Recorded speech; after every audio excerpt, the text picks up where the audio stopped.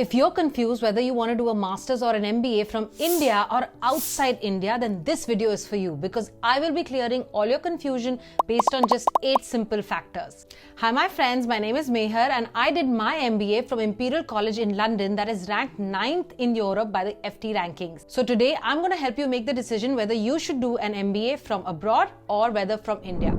The first and foremost thing that you need to remember and consider is what is your long-term career goal? Where do you want to live? Where do you see yourself settling down? Is it in India? Is it outside India? Do you maybe want to go abroad for a bit, experience that life, work there for a little bit and then move back to India? All these factors will be very important to determine where you exactly end up studying. Because for example, if you do want to live in India in the long run, then maybe it doesn't make sense to go abroad and then come back. Maybe you should target one of the top institutes in India because India has some great universities as well. Whereas let's say you are very specific that you want to live in Europe or you want to live in Canada, then going there to study will be an easier route to become a resident of that country, be able to find a job, live there and make a life there.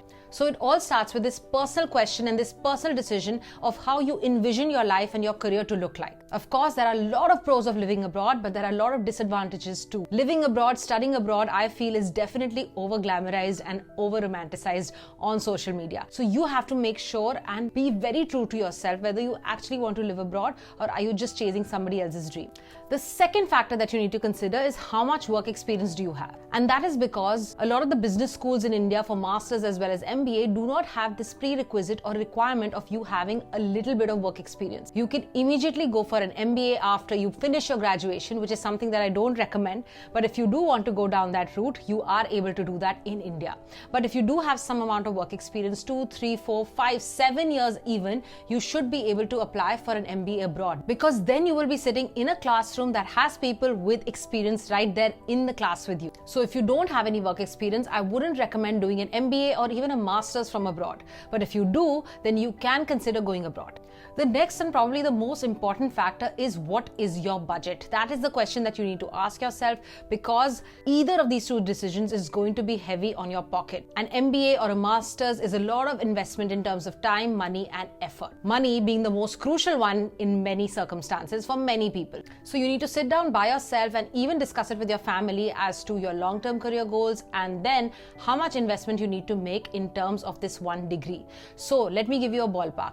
An Indian MBA can cost you anything between 8 lakhs to about 25 to 30 lakhs, depending upon where you go to study, including cost of living, etc. in that city. Whereas an MBA from abroad, especially from a good university, is going to cost you a lot. The tuition fee of an MBA from a European university could be about 25 to 60,000 euros. In the UK, it could range from 40,000 pounds to 120,000 pounds. Whereas in the US, because the programs are longer there, it could be about $100,000 to $200,000. Not just the tuition fee, you also need to account for living costs, traveling costs, and all the other experiences that you would want to have when you go for your masters. For example, studying in New York and London is going to be way more expensive than studying in a smaller town in these countries. So my recommendation would be figure out what your cost is, what is comfortable to you. Will you need to take an education loan? Will you need to work hard to get a scholarship? And keeping all these factors in mind, then come up with an overall budget of what you are okay to spend. And then eliminate everything else that exceeds your budget. For example, I did not want to go to study in the US because that was way out of my budget. It would have costed me and my family 2 to 3 crores to be able to do that. And I did not want to put them or myself in that position. But different people have different perspectives and different aspirations. So if you want to target, let's say a Harvard or a Yale, and you're very confident that you'll be able to get a scholarship, then of course that is your call. The next thing you need to think about comparing an Indian MBA with a foreign MBA is that what kind of an exposure do I want? Do I want global exposure? If you do want global exposure, then of course you will be more inclined towards doing a foreign education. When I was doing my MBA from Imperial, we were a group of 67 people, classmates in one class, and they were representing 30 countries. Imagine the diversity of that classroom. That's the kind of exposure I wanted to give myself. I wanted to be a part of a team and a cohort where people were from different walks of life, different backgrounds, different cultures, and they were bringing all their perspectives onto the table. The world is definitely becoming a smaller place now, and it's important to expose yourself to what's going on in the entire world, not just in one part of the world. But your goals could be different. Maybe you want to be the best leader in India, and for that, an IIM Ahmedabad or an IIM Bangalore could be your target. My friends, if you're finding this video useful, please hit the subscribe button and the notification bell, because not many of you have subscribed to my channel, and it really helps me grow and reach more people. The next factor is, how do I want to study? What is the teaching methodology in these universities? Now, I want to tell you one thing. The MBA syllabus overall across universities, across schools, the curriculum is mostly the same. What they're going to teach you is mostly the same. But what is different is who's going to teach you, the faculty of that university, and how they're going to teach you. What are the teaching methodologies of that university? So some of the Indian business schools are very heavy on theory, whereas abroad universities, they give you a very practical way of learning. There are a lot of internships. You'll have to work with your team on case studies. You will have a lot of presentations to give. You'll have to work with startup founders on various real life projects. So the learning abroad is very practical. It is based on solving real life business problems. Of course, things are now changing in India. It's becoming more practical there as well, but it is still not as practical, as good as it is in some of the universities abroad.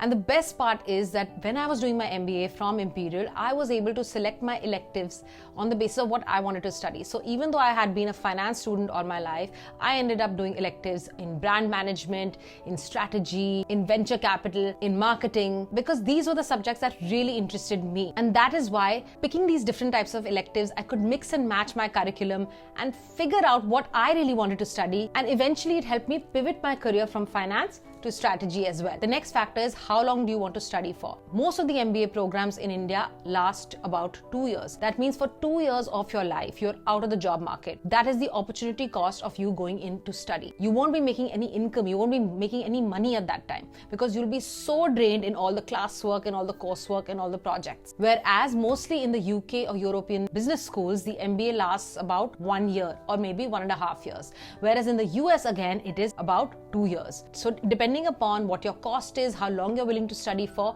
you'll have to decide which countries could be your target. And if you're okay with the 2-year duration, then an MBA in India could also be considered. The next is, what kind of a brand value do I want on my CV? See, the MBA or master's education that you get will be a brand on your CV for the next 20-30 years of your career.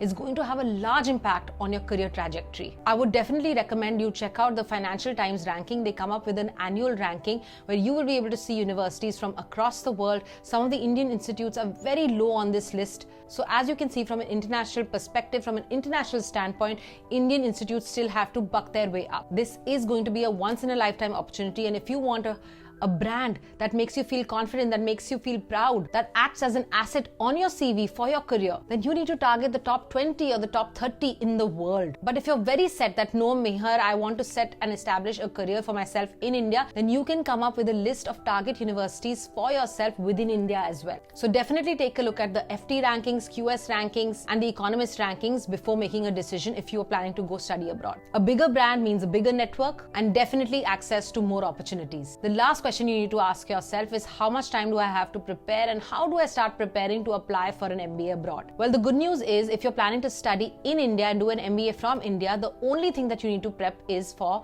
the entrance test, which is usually the CAT, the XAT, etc. Unless you're applying to ISB, which is again a holistic application. However, if you want to apply for an MBA abroad, then you need to remember that it's not just one test that you need to study for, the GMAT or the GRE. Of course, that is important, but there are many other things on your profile that they look at. They look at your work experience, they look at your letters of recommendation, they interview you. It's a very, very long process. In some cases, you'll even need to take an English language test to prove that you're able to communicate in English. And between the CAT and the GMAT, the CAT is definitely more difficult to crack. That's what my students tell me. I was somebody who only took the GMAT, and it was intense for me to prepare for that as well. But the CAT is next level. But if you're dedicated, if you're very sure that you want to study in India from the top universities and you will be able to crack the CAT, then of course you need to plan for it in advance. So that's it, my friends. I hope this video was useful for you. There are no rights or wrongs here. You will be able to make a career for yourself no matter where you decide to live in the world, but you have to be very sure that you want this decision for yourself. Don't get influenced by people living in Canada, in UK, in Australia. You need to decide what is the right country for you. It's a very personal decision at the end of the day. I'll be back soon with another video, but until then, keep dreaming big with a big smile on your face. I hope to see you soon. Bye.